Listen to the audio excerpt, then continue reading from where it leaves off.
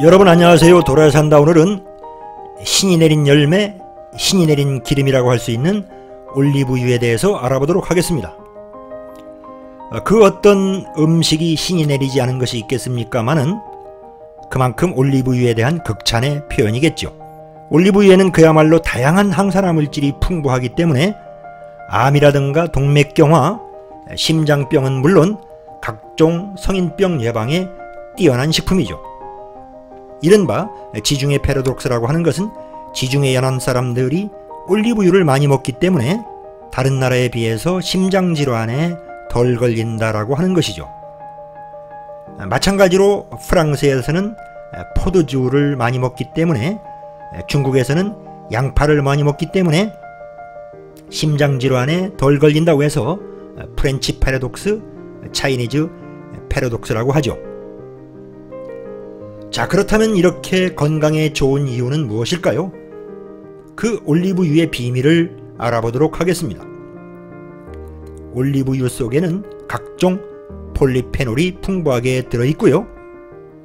오메가6의 하나인 리놀레산, 오메가3의 하나인 알파 리놀레산, 오메가7의 하나인 팔미톨레산, 오메가9의 하나인 올레산 등 다양한 종류의 몸에 좋은 성분들이 들어있죠. 또한 비타민 A의 전구체인 베타카로틴을 비롯해서 토코페롤의 하나인 비타민 E도 풍부하게 들어있는데, 알파토코페롤과 베타토코페롤, 감마토코페롤들이 다양하게 들어있습니다. 올리브유 100g당 함량을 보면은 다음과 같습니다. 자, 그렇다면 이러한 올리브 기름의 효능은 어떠한 것이 있을까요? 첫 번째, 노화를 막아주고 암을 예방하는 효과가 뛰어나죠. 올리브 기름 속에 풍부하게 들어있는 항산화 물질인 베타카로틴과 비타민 E는 활성산소를 제거하는 힘이 뛰어난데요. 이 활성산소가 노화의 원인이 되고 암의 원인이 되는 것이죠. 식물성 기름 중에서도 베타카로틴을 함유하고 있는 것은 아마도 올리브유가 유일하다고 해도 과언이 아닐 것입니다. 또한 올리브유 속에 풍부하게 들어있는 폴리페놀은 항산화 물질의 일종인데 암을 예방하는 효과가 뛰어나고, 그 중에서도 올레오칸탈은 미 연구진에 의해서 암세포를 사멸시키는 힘이 강력하다는 것이 밝혀졌죠.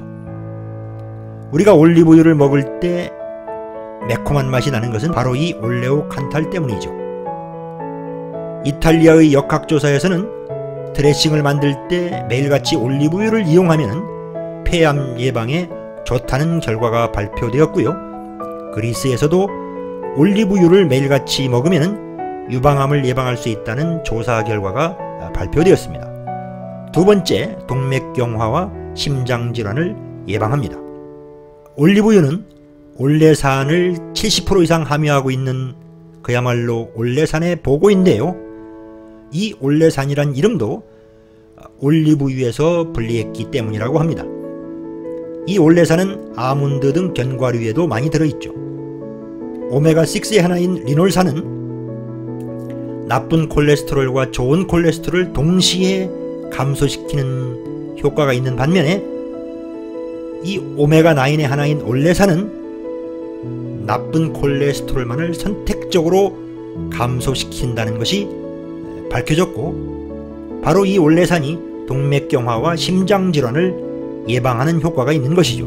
미국 미네소타 대학의 안셀 키즈 교수의 연구에 따르면 중년 남성 2,300명을 대상으로 한 연구조사에서 올리브유를 매일같이 먹는 사람들은 심장병에 의한 사망률과 총 사망률이 낮은 것을 확인했다고 합니다. 또한 올레산은 간접적으로도 암을 억제하는 효과가 있는데요. 비타민 E와 폴리페놀의 항산화 작용에 공헌한다고 합니다. 세 번째, 위염을 완화하고 소화를 돕는 역할을 합니다. 올레산은 위액의 분비를 조절해서 궤양을 치료하고 복통을 완화시키는 효과가 뛰어나며 소화를 돕기도 합니다. 또한 올레산은 위장을 코팅하는 효과가 있어서 위염에 아주 효과적이죠. 네 번째, 간 기능을 향상시킵니다. 올리브유는 담즙의 분비를 촉진해서 간 기능을 도와주고 담석을 예방하는 효과가 뛰어납니다. 이러한 연유에서인지 한때 올리브유 간 청소가 유행이었죠. 올리브유와 오렌지 주스를 섞어서 많은 양을 마시면 간을 청소한다는 것이었죠. 여러분들, 간을 청소한다, 신장을 청소한다, 대장을 청소한다 하면서 어떤 특정 식품을 먹기를 권하는 것은 넌센스이기 때문에 이러한 말에 현혹되지 마시기 바랍니다. 어떻게 오랫동안 수십 년간 더러워진 간이 한 잔의 올리브유로 청소가 될 수 있겠습니까? 우리가 몸에 좋은 음식을 꾸준히 섭취함으로써 우리 몸 스스로가 나쁜 물질을 배출할 수 있는 힘을 길러주는 것이 자연치유이지, 어떠한 음식이나 식품을 먹고 일시에 질병을 치료하거나 간이라든가 신장이라든가 대장을 청소한다는 것은 말이 되지 않습니다. 이러한 말에 절대 현혹되지 마시기를 권고드립니다. 다섯 번째, 올리브 기름은 배변을 촉진시켜줍니다. 올레산을 비롯한 식물성 지방은 대장 운동을 촉진해서 변비를 치료하고 변을 부드럽게 만들어주죠. 마지막으로 여섯 번째, 올리브유는 피부 미용에도 좋습니다. 올리브유를 꾸준히 드시면 피부가 윤택해지고, 또한 올리브유를 피부에 발라주면 피부를 부드럽게 하고 피부를 촉촉하게 하는 역할을 하죠.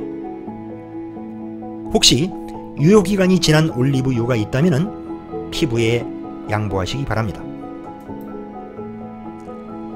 자, 그렇다면 어떤 올리브유를 먹어야 할까요? 올리브유의 종류를 살펴보면 버진 올리브유와 리파인드 올리브유, 퓨어 올리브유의 세 종류가 있는데요. 우리가 드셔야 할 것은 바로 버진 올리브유인데요. 이 버진 올리브유도 엑스트라 버진과 파인 버진, 세미 파인 세 종류로 나누는데요. 우리가 드셔야 할 것은 바로 엑스트라 버진 올리브 기름입니다. 엑스트라 버진 올리브유는 산도가 0.8% 미만의 고급 올리브유를 말하는 것인데요. 우리가 마트에 가시면은 마트에 여러가지 올리브유가 진열되어 있는데요. 대부분이 엑스트라 버진 올리브유죠. 그러니 고민하지 마시고 리파인드 올리브유라든가 퓨어 올리브유 등은 신경 쓰지 마시고 엑스트라 버진만 기억하시기 바랍니다.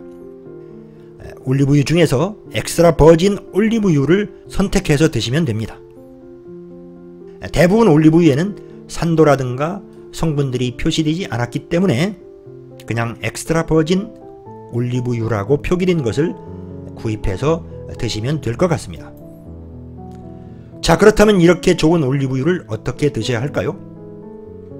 우리가 흔히 올리브유는 발연점이 낮아서 요리에 부적합하다는 말을 많이 하죠. 특히 올리브유로 튀김이나 볶음 요리를 하면은 올리브유가 산화되기 때문에 튀김이나 볶음 요리에는 좋지 않다는 말이 많습니다. 이것은 아직까지도 논란의 여지가 있는데요. 여러 연구 자료에 따르면은 튀김이나 볶음을 할 정도의 온도에서는 산화되지 않는다는 것이 대부분의 중론인데요. 이거 신경 쓰지 마시고요. 그냥 생으로 드시기 바랍니다. 올리브유의 고소한 맛과 쌉쌀한 맛을 즐기시기 바랍니다. 이 좋은 올리브유를 굳이 튀김이나 볶음 요리로 드실 필요가 있을까요? 올리브유를 그냥 빵에 찍어 드셔도 좋고요. 야채 드레싱에 듬뿍 뿌려 드셔도 좋습니다. 아니면 그냥 드셔도 좋습니다. 제가 지난번 영상에서 토양스프를 소개시켜 드리면서 올리브유를 듬뿍 뿌려 드실 것을 권해드렸는데요. 제가 권해드린 것은 바로 토양스프를 만들어서 올리브유를 듬뿍 뿌려 드실 것을 권해드립니다. 토양스프야말로 토마토와 양파, 올리브유가 만나서 시너지 효과를 내기 때문이죠. 자, 그렇지만 과유불급이라고 했죠. 아무리 몸에 좋아도 지나침은 모자란만 못하다고 했죠.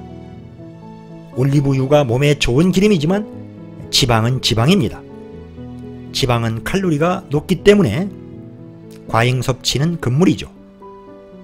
올리브유 100g당 921kcal의 열량이 들어있죠. 이 올리브유를 과잉 섭취하면 비만이나 고혈압, 당뇨병 등 성인병을 초래할 수가 있죠. 건강을 위해 드시는 것이 되레 건강을 해칠 수가 있는 것이죠. 자, 그렇다면 얼마를 드셔야 할까요? 성인의 경우 1일 지방 섭취량은 총 칼로리의 20%에서 25%가 적정한 것으로 알려져 있죠. 성인 하루 총 필요 칼로리가 2000kcal라고 할 때 지방의 적정 섭취량은 400에서 500kcal가 적당한 것이죠. 따라서 하루에 45g에서 55g이 적당한 양이 될 것입니다. 이 양은 계란 1개가 약 50g이기 때문에 계란 1개 정도의 양의 올리브유를 드시면 될 것 같습니다. 다른 기름을 드시지 않는다고 가정했을 때 말이죠. 이렇게 건강에 좋고 맛있는 올리브 기름 많이 드시고 건강하시기 바랍니다. 구독과 좋아요를 눌러주시면 더 좋은 소식을 접하실 수가 있습니다. 시청해 주셔서 대단히 감사합니다.